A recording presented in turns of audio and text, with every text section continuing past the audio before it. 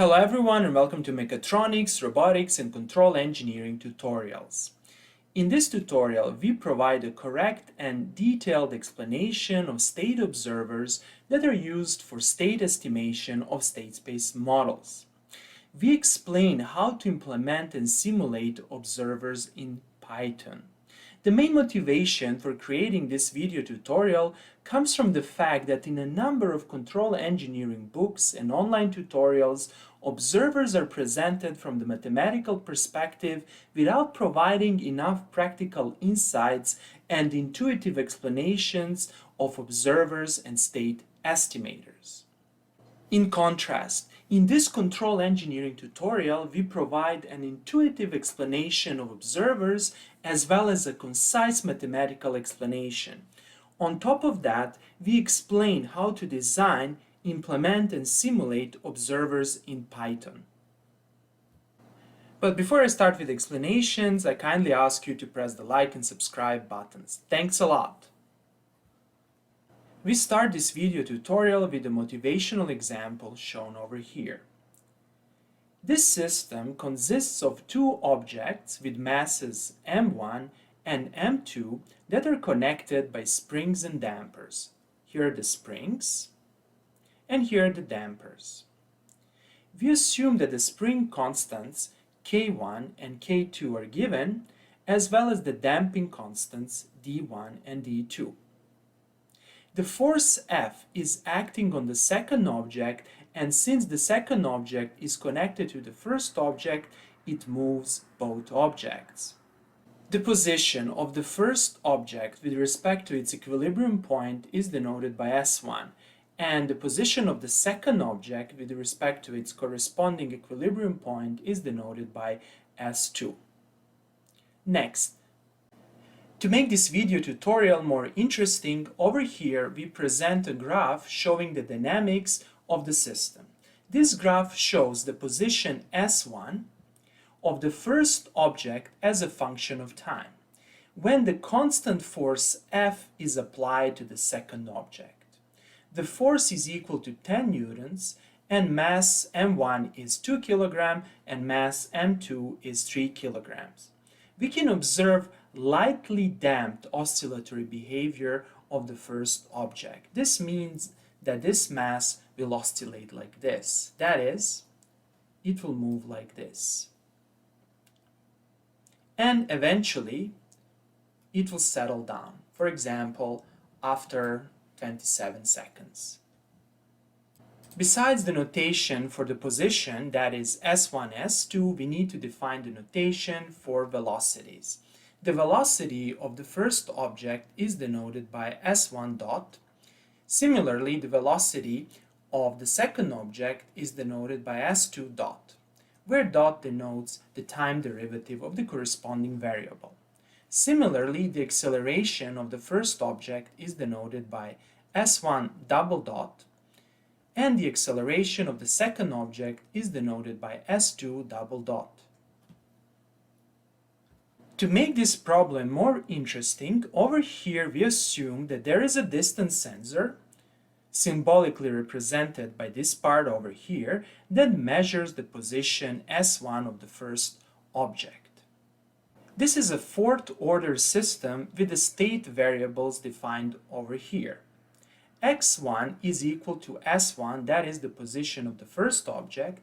x2 state variable is equal to the velocity of the first object, x3 state variable is equal to the position of the second object, and x4 state variable is equal to the velocity of the second object. The complete state vector is given over here. We want to provide the answer to the following question and solve the state estimation problem formulated over here. The first question that we need to address is the following one. Can we uniquely estimate the complete state vector x by observing the time sequence of the position S1? Again, can we uniquely estimate the complete state vector by observing the time sequence of the position S1? If yes, then we want to design a state estimator or an observer in the control engineering terminology that will continuously reconstruct or estimate the complete state vector from the observed time sequence of the position S1. To solve both of these problems, we need to know the model of the system. In our previous tutorial, whose link is given in the description below, and that can be also accessed by clicking over here, we derived a state space model of this system. And over here, for brevity, we will simply rewrite the state space model. Here it is. X is the state vector, U is the control input, this is the force F, A is the system matrix defined like this, B is the control input matrix defined like this, and C is the output matrix. The output matrix with this structure tells us that we are only observing S1. That is, we are only observing the first state variable. The answer to the first question is closely related to the problem of observability of state space models. In our previous tutorial, whose link is given in the description below this video and that can be accessed by clicking on this link, we introduced the concept of observability of linear dynamical systems. And over here, for clarity and for completeness of this video tutorial, we will briefly summarize this important concept.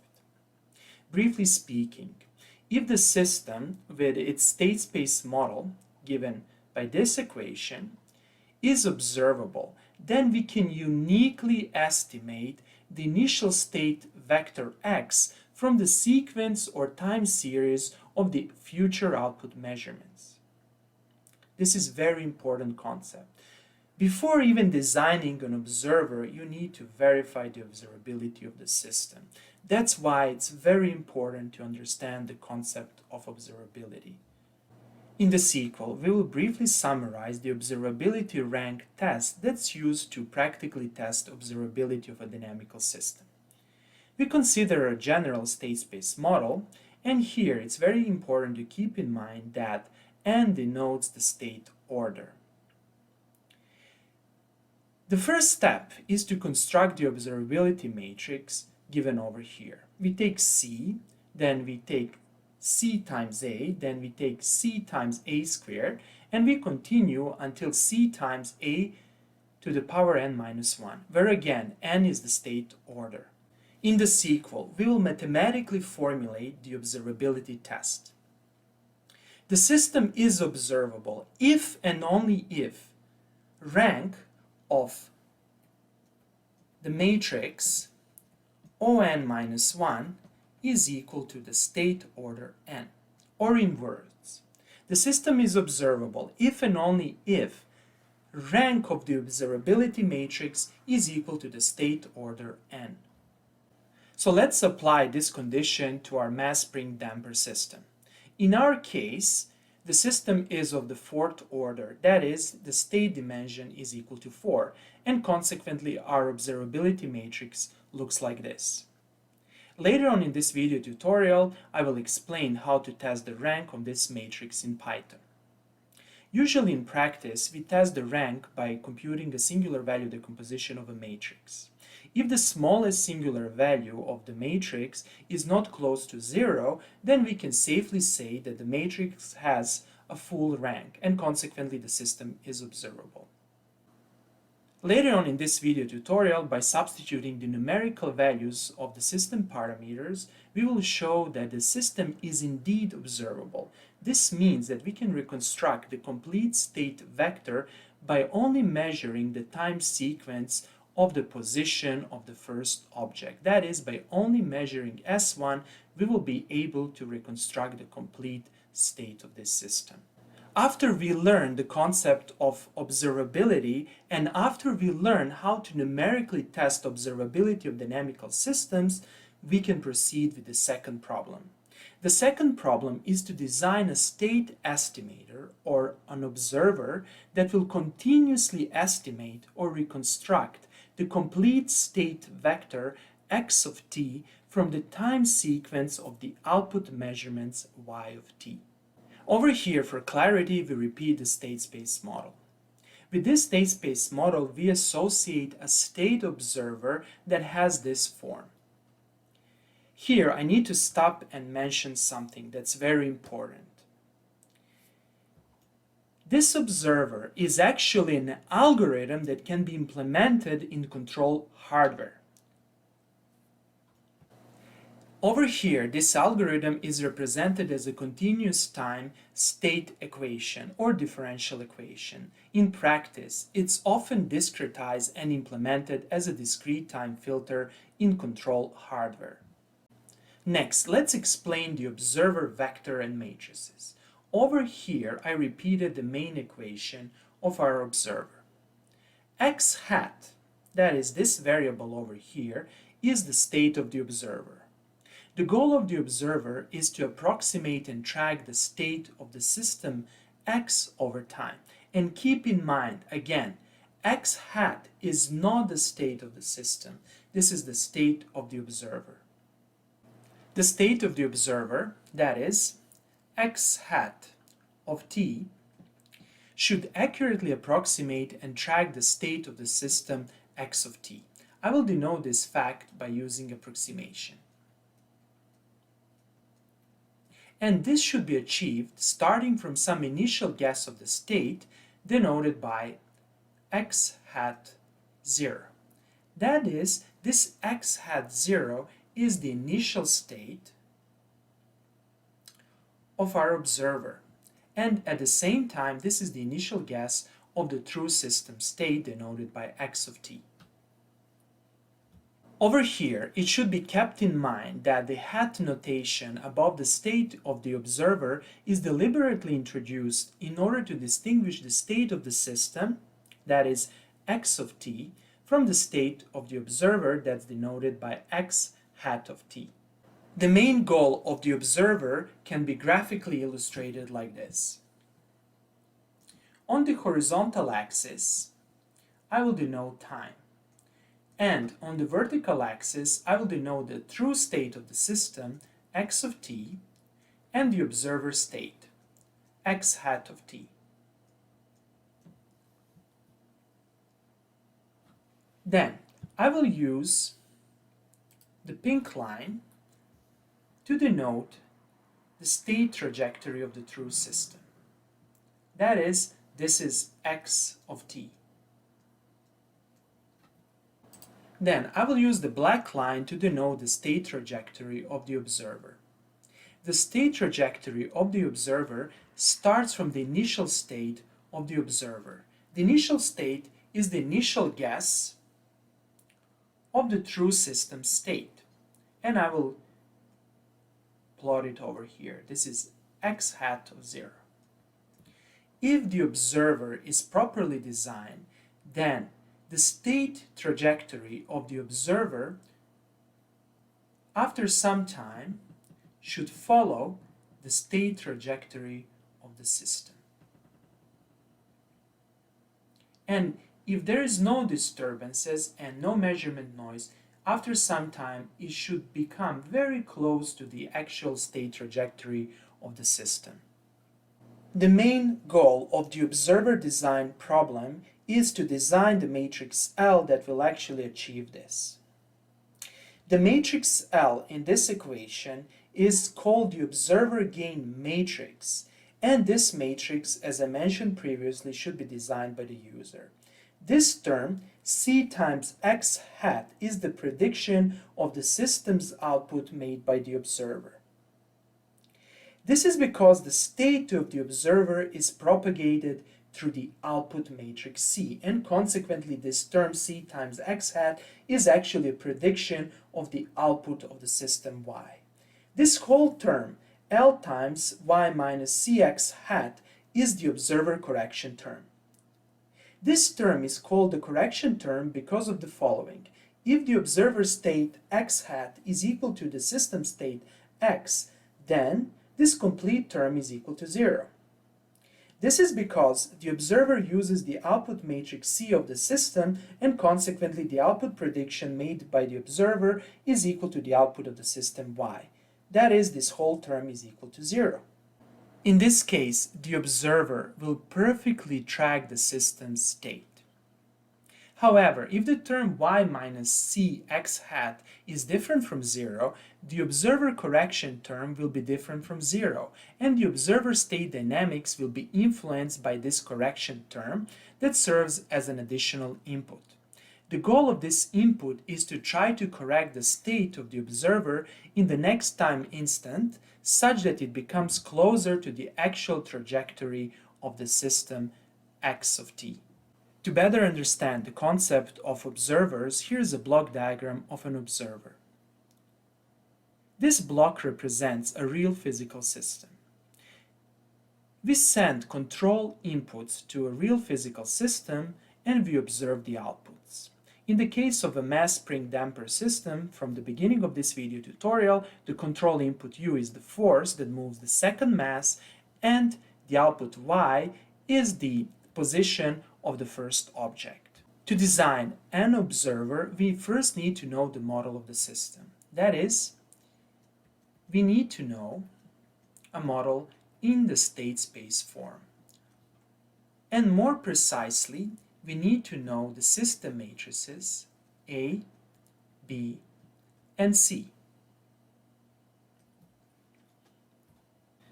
This block over here represents our observer. The observer has two inputs. The first input U is the control input applied to the system. The second input is the output of the system Y. These two inputs are actually filtered through this equation. That is, under the assumption that we design the observer gain matrix L and under the assumption that we know x hat of t at the current time instant t, and under the assumption that we obtained the inputs y and u, we can propagate all these quantities through our state equation and compute x hat dot. The output of the observer is the estimate of the true system state x. That is, the output is x hat. But wait a second, why do we need x hat? There are several reasons why we need x hat. Maybe the obvious reason is that x hat is used for designing a state feedback controller. To make this video tutorial as short as possible, we will not explain how to use x hat to design a state feedback controller. Let's proceed. Let us summarize the main purpose of the observer. The goal of the observer is to approximate and track the state of the system x over time. That is, x hat should accurately approximate and track the state of the system x starting from some initial guess of the state denoted like this. So how to achieve this important goal? We achieve this goal by properly designing the observer gain matrix cell. But wait a second, what does it mean to properly design? We will answer this question in the sequel. First of all, let us introduce the observer estimation error. Over here, x of t is the true state of the system and x hat of t is our estimate or the state of the observer. The main goal of the observer is achieved by designing the matrix L such that asymptotically the observer estimation error, given by this equation, approaches 0. Let's repeat this. The main goal of the observer is achieved by designing the matrix L such that asymptotically the observer estimation error approaches 0. Let's do that. First of all, let's take the first derivative of this equation. As the result, we obtain this equation. Then, we can substitute the system dynamics and the observer dynamics in this equation. To show you that, we know that x dot is actually ax plus bu. On the other hand, x hat dot is ax hat plus bu plus this correction term, ly minus c x hat. And keep in mind over here that y is the output of the system. By using these two equations and by substituting them over here, we obtain this equation. Immediately we can cancel these two terms. Then, over here we have ax and we have ax hat. So we can group these two terms, and then we have this leftover term. Now, we know that the output is c times x. So we can use this equation to substitute y over here to obtain something like this. Then we can transform this equation in this form by simply taking LC out. We have this part over here and this part over here, and now by looking at this definition, this is our error, and consequently we obtain this equation. Let us now analyze this equation.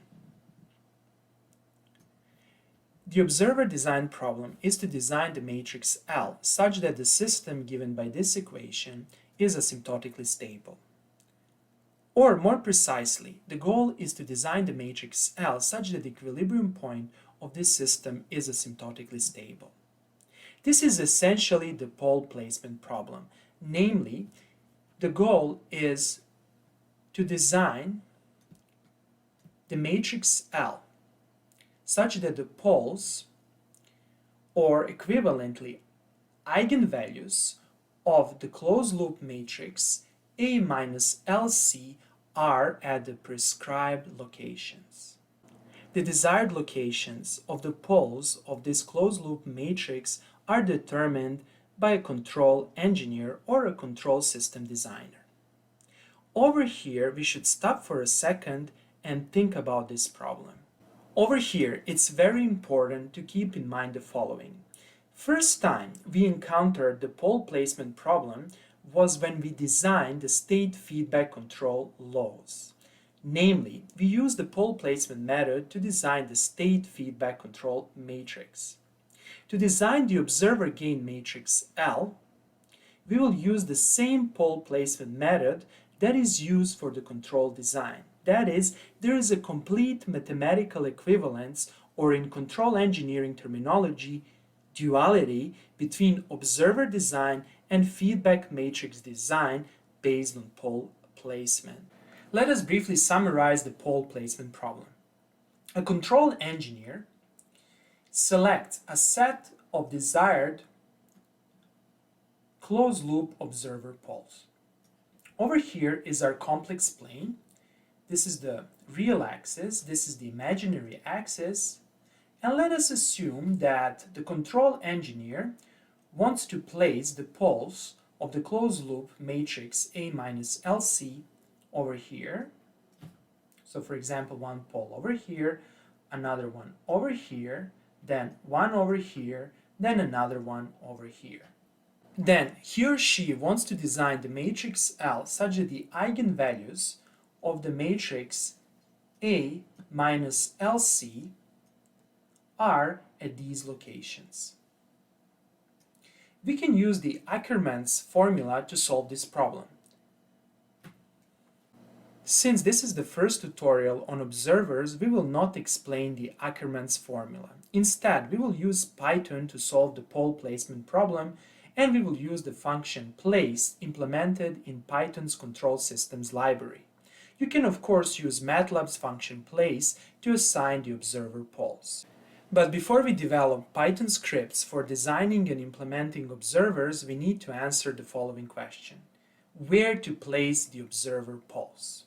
There are two schools of thought and two different opinions related to this important question. Let us explain the first approach. Let this be a complex plane, real and imaginary axis, and the idea over here is to place observer poles such that they are 2 to 5 times faster than the feedback control poles in order to ensure that the observer estimation error converges to 0 much quicker than the control inputs.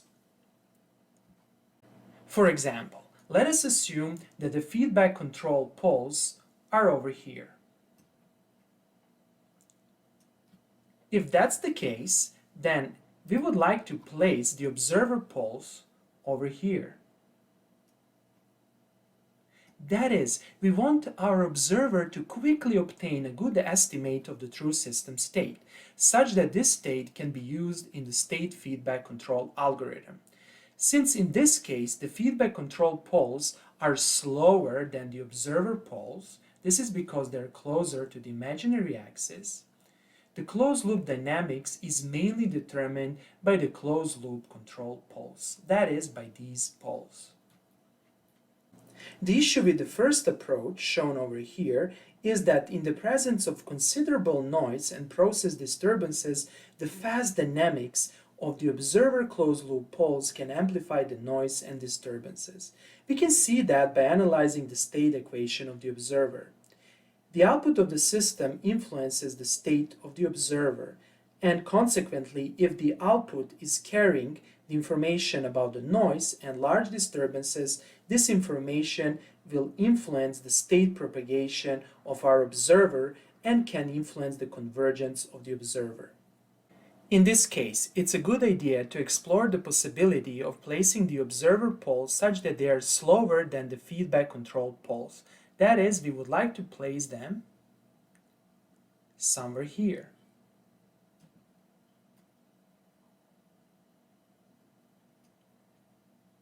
By doing this, the response of the system will be dominated by the observer poles and we will decrease the bandwidth of the system.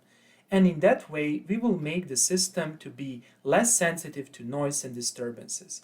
Another approach is to design a low-pass or a notch filter that will filter the output of the system Y, and then we can use this filtered output in our observer equation.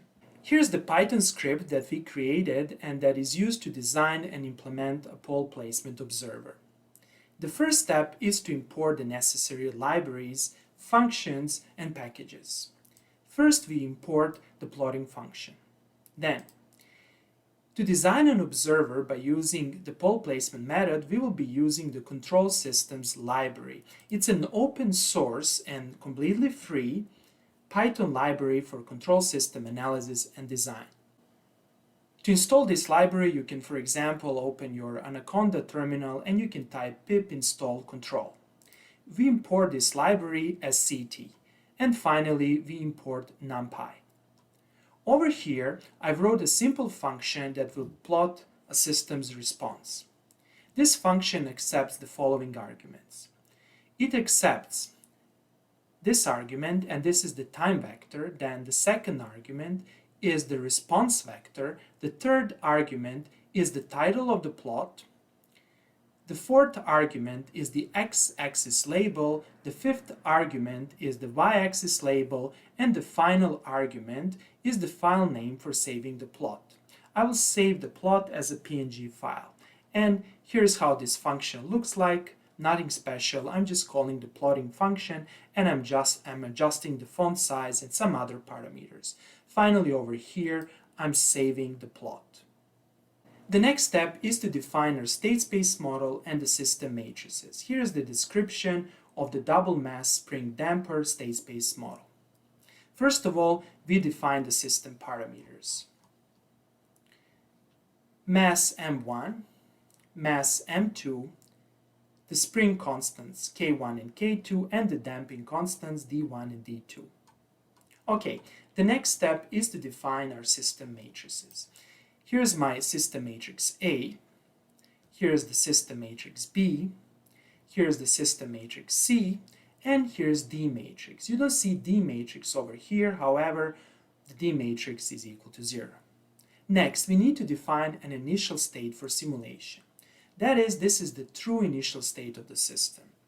I simply assume a random initial state. Over here, I'm calling this function SS. And CT, to remind you, is the name of the control library. Consequently, I'm calling from control library the function SS, and I'm just specifying A, B, C, and D matrices. Those of you who are familiar with MATLAB will immediately recognize this function. This function is actually a Python equivalent of the MATLAB's function SS. And finally, I print the system. So let's see our system. Here it is. It has one input, one output, 4 states, and here are the system matrices. Next, let us simulate the step response of this system.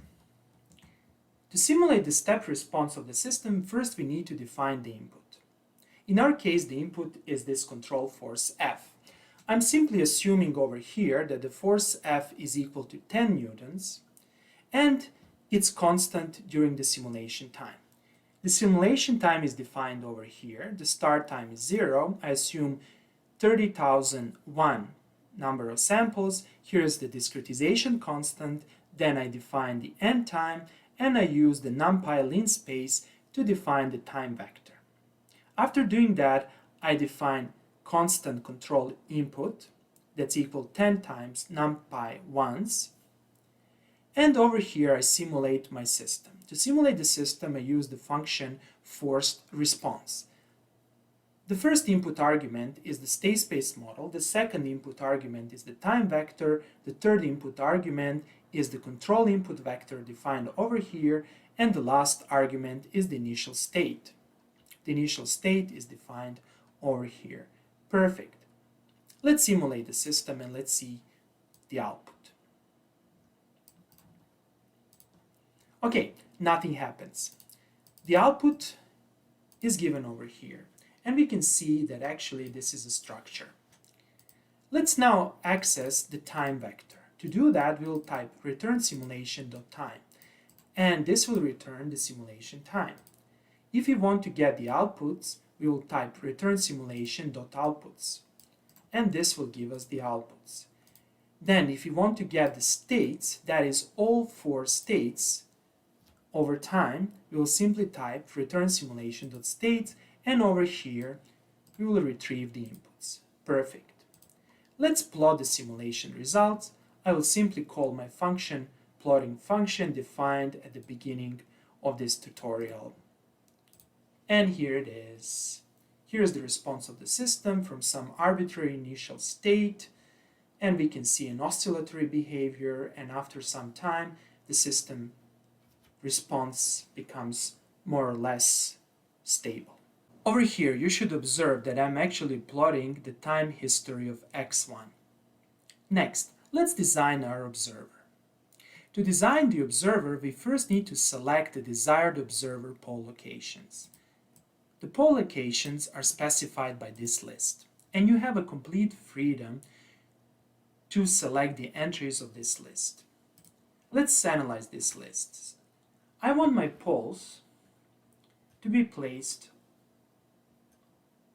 at these locations. I can see this complex pole and its conjugate one, so I have one, for example, over here, another one over here, then I have one at -2, for example, over here, and one at -3 over here. So these are the poles. Let's use a different color to make this graph more visible, so the poles are over here. You can change these locations as you wish. However, you should keep in mind that if you specify a complex pole, such as, for example, this one, you need to specify the conjugate one that's symmetric with respect to the real axis. Let us now explain one very important thing. To perform the pole placement, we use the Python control systems library. In particular, we use this function place. This function actually computes the matrix K such that this closed-loop matrix has the poles at prescribed locations. For example, we can type place AB, P, where A and B are system matrices, and P is a list or a vector containing the desired pole locations. That is, this function is designed for control problems. It solves the feedback pole placement control problem. It's not designed for observer problems. However, we can easily modify the input arguments of this function such that it can be used for observer design problems. So how to do that? First of all, we should keep in mind that the matrix and its transpose have the same set of eigenvalues. This is very important. Consequently, instead of designing the poles of I minus LC, we will design the poles of its transpose. Let us transpose this expression, and as the result, we obtain this equation. Now let's compare this equation with this equation. From a mathematical point of view, these two equations are actually very similar. And we can see that this K over here is actually L transpose over here, and B over here is C transpose over here, and A over here is A transpose over here. Consequently, we can just transpose the input argument, so we can use A transpose as the first argument of place, C transpose of the second argument of the place, and we can just specify the desired observer pole locations. Then this function will return this matrix K, or in our case, it will return L transpose. To get L in this expression, we will simply transpose the result, and that's it. So let's do that, and let's see the response of the system. Okay. And let's see our matrix L transpose. Here it is, perfect. And let's transpose this matrix to compute L. And here's our L matrix. Perfect. Now, let us verify that this procedure produced the accurate and expected results. To do that, we will compute the closed loop observer matrix. That is, we will compute A minus LC. Here's how we do that.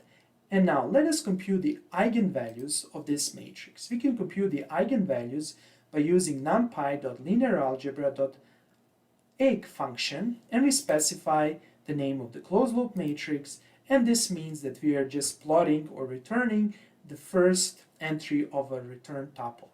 So let's do that, and let's see the output. Here's the output.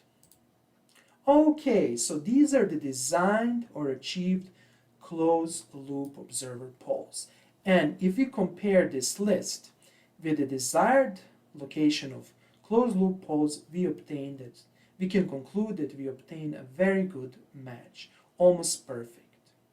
The next goal is to simulate the design observer. That is, we need to simulate the state equation. We can write this equation like this. And let's analyze this equation. This matrix A minus LC is actually defined over here. This is the closed loop observer matrix. Then, look what I did over here. I simply grouped U and Y in a single vector, and as the result I obtained this matrix B, and next to it I have L. So this is a block matrix. Here, U and Y are known inputs. That is, these are the inputs to the observer. U is the control input used to simulate the system, and Y is the simulated output of the system.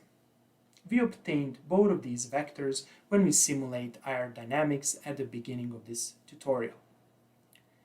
So we know this vector, and we know the time sequence of this vector. Next, we can simply create this matrix, B and L, and again we can use this function, forced response, to simulate the dynamics of this system. But before doing that, we need to define a few things. Over here, I define the matrix BL, I call it BO, where O stands for an observer. Then I define my output equation. The output equation is not shown over here. However, in practice, the output equation of the observer is usually the complete x hat, that is the complete state of the observer. Consequently, CO, or the output of the observer, is the identity matrix. Then my DO is the D matrix in the output equation, and it's simply 4 by 2 matrix of zeros. Then I define the observer state space model over here. AO is the closed loop A, that is this matrix. BO is this matrix. CO is simply the identity matrix, and DO is the zero matrix. Let's define our observer, and let's see the output. Okay, so here's our observer. Here are the inputs, here are the outputs, and here are the system matrices. Next, to simulate our observer, we need to assume an initial state of the observer. And over here, I picked some values that are different from the true state of the system. Keep in mind that.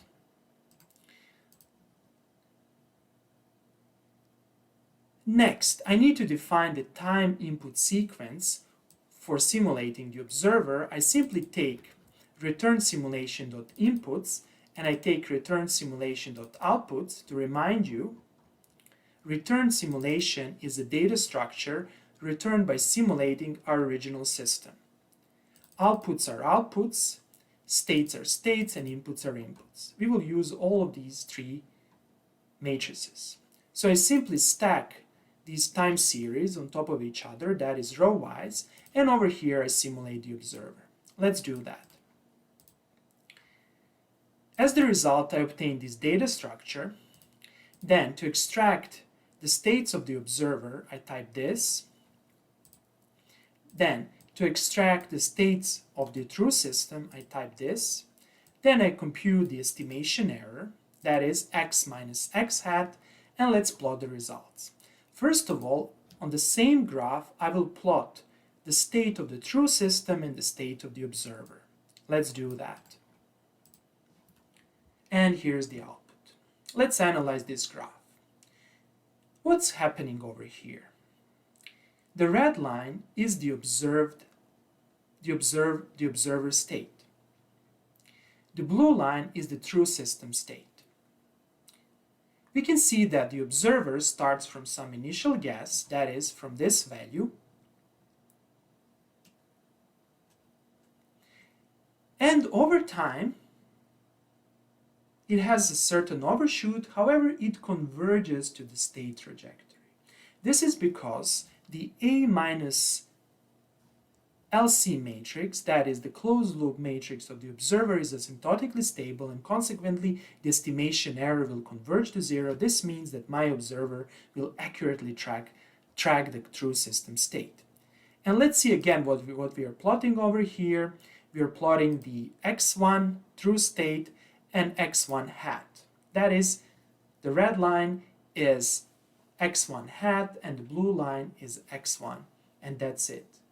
Let's now check other variables. For example, let's plot over here 3, and actually here it should be 0. You should be very careful over here.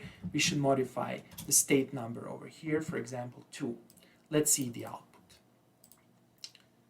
Okay, so this is the position of the second object, the estimate, and the true position. Again, we can see that the observer is stable, that is, it perfectly tracks the position of the second object.